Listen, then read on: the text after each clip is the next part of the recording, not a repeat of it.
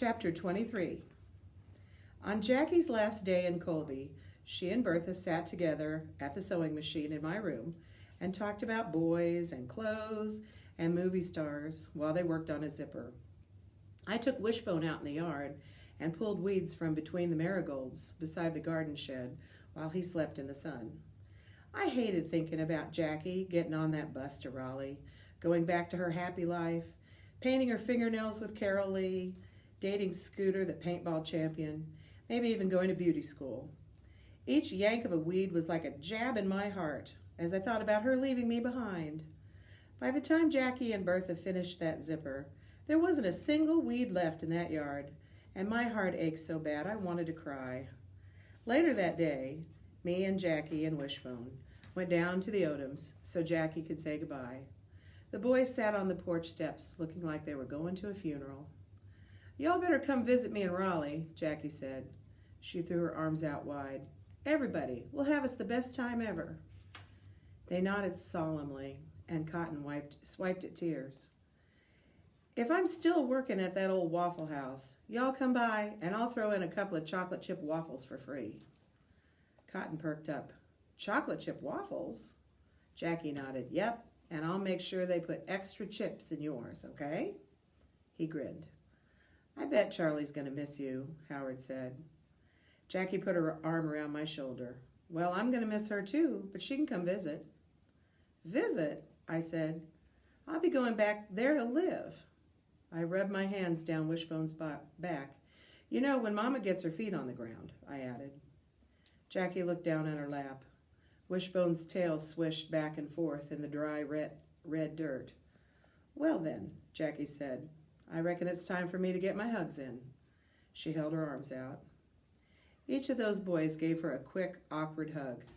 Then Mrs. Odom ran out of the house and said, "It was just a joy and a blessing having you here in Colby, Jackie." Then she and Jackie hugged, and we headed back home. That night, Bertha made a special supper of meatloaf and lima beans, fried green tomatoes, and sweet potato pie. Wishbone lay beside my chair, waiting for somebody to toss him a piece of meatloaf every now and then. I have to admit that we'd spoiled him rotten and turned him into a world-class beggar. After we sat on the porch for a while, me and Jackie went back to my room. I brushed Wishbone while Jackie packed, stuffing her shorts and things into her duffel bag, and telling me again how lucky I was to have such a nice place to live. I watched her gather her nail polish and toss it into the duffel bag, and I started to feel more pitiful by the minute. "What's going to happen to me?" I wanted to ask her, but I didn't. After we turned the lights out, I stared up at the ceiling, watching the shadows of the dogwood tree dance in the moonlight. Then I took a deep breath and said, "Can I go back to Raleigh with you?" The silence that followed nearly swallowed me up.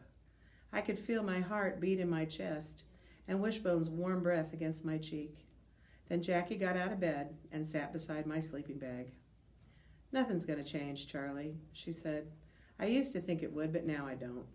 Scrappy's going to keep being Scrappy, and Mama's going to keep being Mama, and you and I are on our own. No magic wand is going to fix things."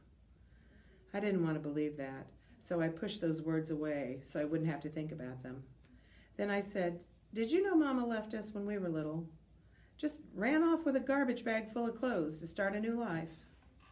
Jackie heaved a big sigh. "Yes, I did know that." "How'd you know?" "When you were 7 years old and your mama waltzes out the door without so much as a goodbye, well, that's something you don't forget." "How come you never told me?" I said. She put her hand on my back and rubbed in little circles. "'Cause I didn't want you to hate Mama," she said. "Do you hate Mama?" "No." She pushed my hair behind my ear. "I just don't like her very much, but I don't hate her." "But why can't I live with you?" I asked so quiet it was almost a whisper. Jackie hugged her knees. "Charlie, I can't live with Carol Lee forever. I'm saving my money, and me and Wyland Jarvis are getting an apartment together. I can't take care of you like Gus and Bertha can," she said. "Shoot, I can barely take care of myself." We sat in silence for a minute. Then Jackie said, "You got a good life here, Charlie. You got Gus and Bertha loving you and treating you like a princess. You got all those Odoms thanking the good Lord for you." And then there's Howard, the nicest friend you could ever want. You got these beautiful mountains and a garden and a porch to sit on that's like sitting on this side of heaven. Wishbone kicked his legs and let out a little woof like he was having a doggy dream. Jackie rubbed his stomach. And a dog that loves you like nobody's business. I looked at Wishbone and thought about Bertha saying how dogs love you no matter what, and my heart nearly burst. Don't hate me, Charlie, Jackie said. Hate her? I loved everything about her. I love the old Jackie and the new Jackie. Why couldn't I tell her that?